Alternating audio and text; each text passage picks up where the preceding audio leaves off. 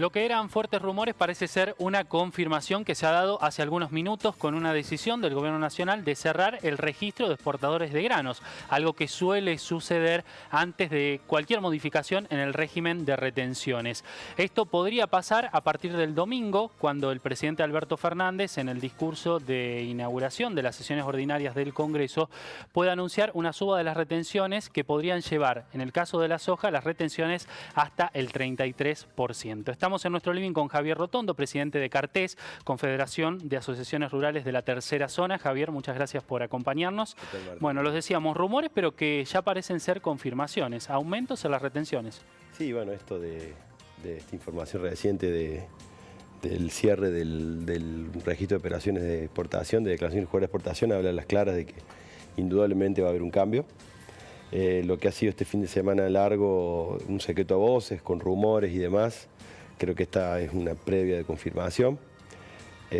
Nosotros el día viernes pasado tuvimos una reunión de mesa de enlace en donde ya se llevaba una postura firme desde nuestra entidad CRA de tener alguna medida de acción más directa ante la incertidumbre y la dilación en el tiempo.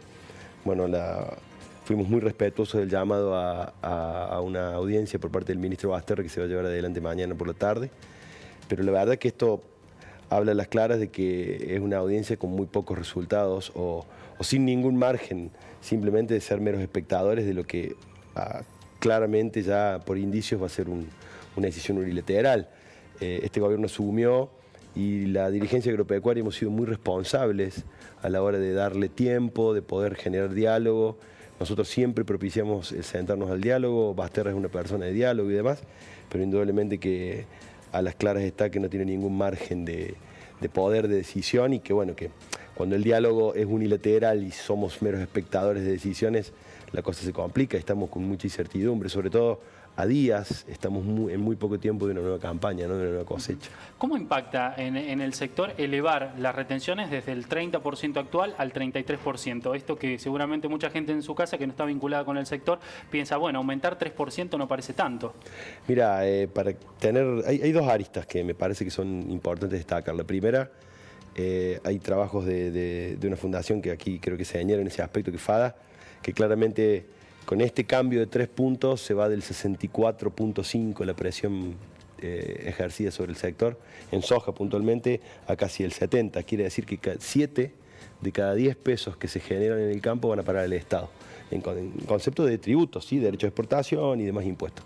Entonces, me parece que no hay mucho margen para análisis de situaciones, por ejemplo, como Río Cuarto, en donde esto quita competitividad por la lejanía de los puertos y por un montón de factores. El sistema productivo argentino tiene muchas particularidades y no es lo mismo producir soja en Armstrong que producir soja en Charata.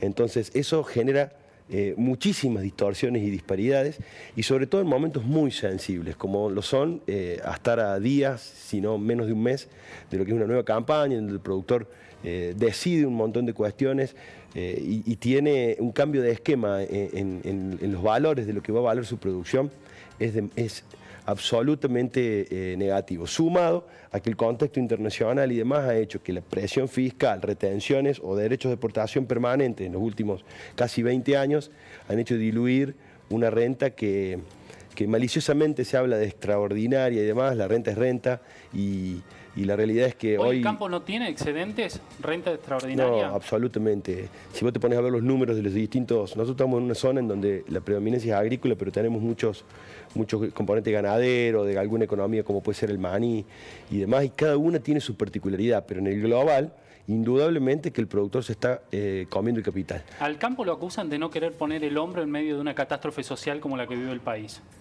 Bueno, claramente te lo respondo con una realidad.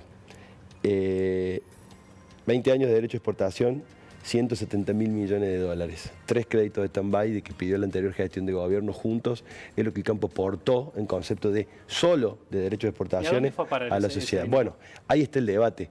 Es una simplificación dogmática y siempre de gobiernos con corte quizás pseudo progresistas hablar de la lucha de clases. Es una costumbre y una constante. Un enemigo, una vez más, es esa oligarquía agropecuaria, que lejos estamos nosotros de eso, de ser poco solidaria y demás. De hecho, algo que anda en danza hoy dentro de la categoría de rumores es que parte de los 470 puntualmente millones de dólares a valor de hoy significaría 3 puntos más. Para la necesidad y el agobio fiscal del gobierno, generar un perjuicio en el eje productivo del interior que reparte, que distribuye en el interior por esa cifra es realmente triste. Pero hay un aditamento, hablan de un bono a los jubilados, a los tan manoseados jubilados. Entonces, la clara lógica de los dogmatismos progresistas, la lucha de clases. Y nosotros queremos sobrevolar eso, hemos sido respetuosos, siempre acudimos al diálogo. Dijimos, este gobierno tiene poco tiempo, pero cuando uno va a una negociación, está dispuesto a ceder.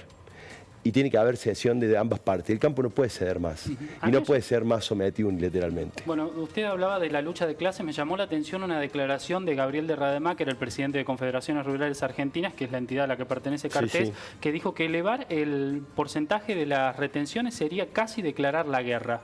Hoy el campo está en esa condición con el gobierno. ¿Se puede vivir un panorama similar al que se vivió en el año 2008 con el gobierno de Cristina Fernández? Es que en el 2008 la situación, si vos te evaluás, era mucho menos complicada que ahora en cuanto a los valores internacionales de los commodities.